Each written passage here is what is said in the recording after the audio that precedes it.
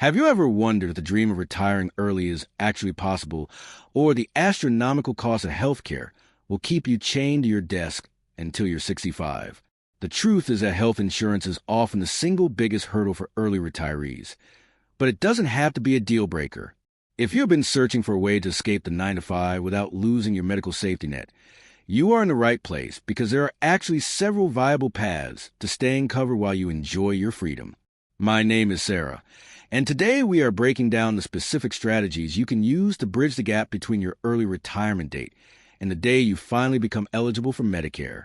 It is a common misconception that you have to choose between your health and your retirement, but by the end of this guide, you will understand exactly how to navigate the transition, avoid expensive late enrollment penalties, and potentially save thousands of dollars on your monthly premiums.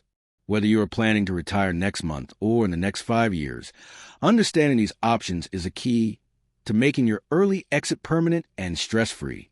The first major option you need to understand is COBRA, which is often the most immediate solution for someone leaving their job. COBRA allows you to keep the exact same health insurance plan you had while you were employed, which is a massive relief for those who already have established doctors or ongoing treatments they don't want to disrupt.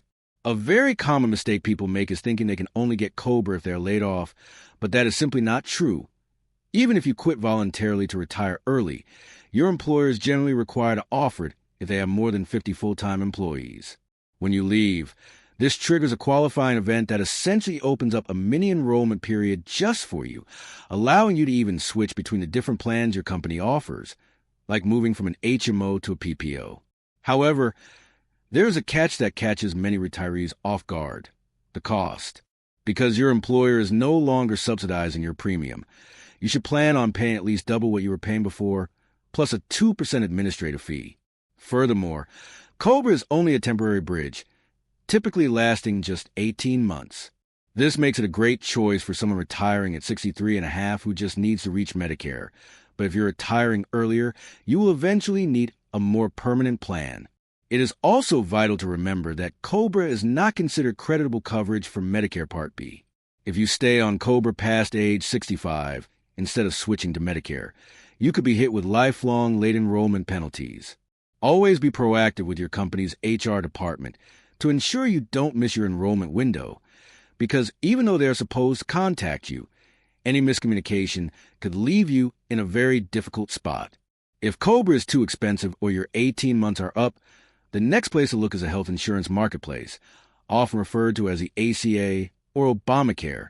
These plans are required to cover essential health benefits and can be found at healthcare.gov.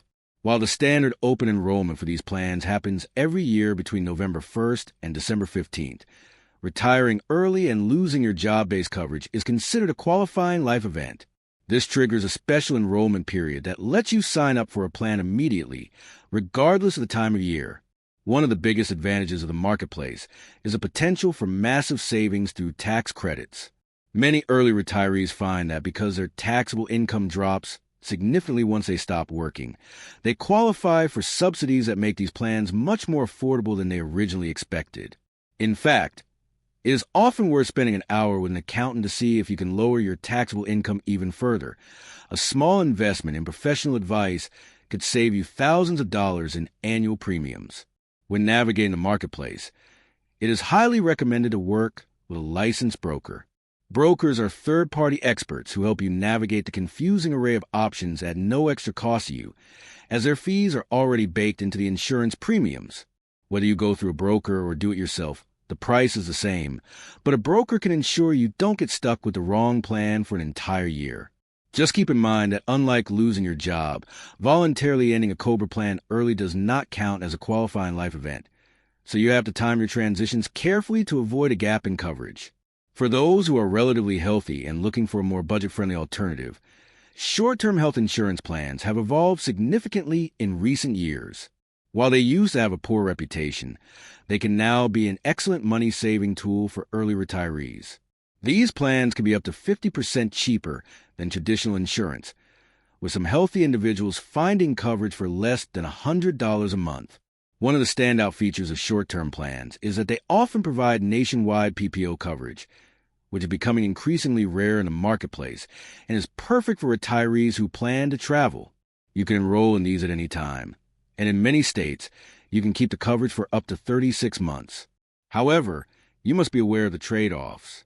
Short-term plans are generally not ideal if you have expensive pre-existing conditions, as these may not be covered in the first year or at all. They also don't cover pregnancy and aren't the best fit for families with young children who require frequent doctor visits. Much like COBRA, these are not considered creditable coverage for Medicare, so you should never choose a short-term plan over Medicare Part B once you turn 65. Since these aren't sold on a federal marketplace, you'll need to contact a broker to see what's available in your specific state, as they aren't offered everywhere. A broker can help you compare these plans against marketplace options to see which truly serves your needs and your budget. Finally, don't overlook state-specific programs and Medicaid. Once your income from a traditional salary disappears, you might be surprised to find you qualify for state-funded programs that weren't an option for you while you were working. Every state has a different threshold, so contacting your local Medicaid office is a crucial step in your early retirement planning. You should also look into separate dental insurance options, as dental care is often excluded from many of the medical plans we discussed. Retiring early is a bold and rewarding move, but it requires a solid strategy for your health and your finances. By understanding the nuances of COBRA, the marketplace subsidies, and short-term options, you can choose a plan that protects your health without draining your hard-earned retirement savings. If you found this information helpful, please make sure to like this video and subscribe to our channel for more insights on navigating the complex world of insurance. We are licensed in all 50 states and offer our broker services at no charge. So if you have questions or need help finding the right plan for your retirement journey, please leave a comment or give us a call.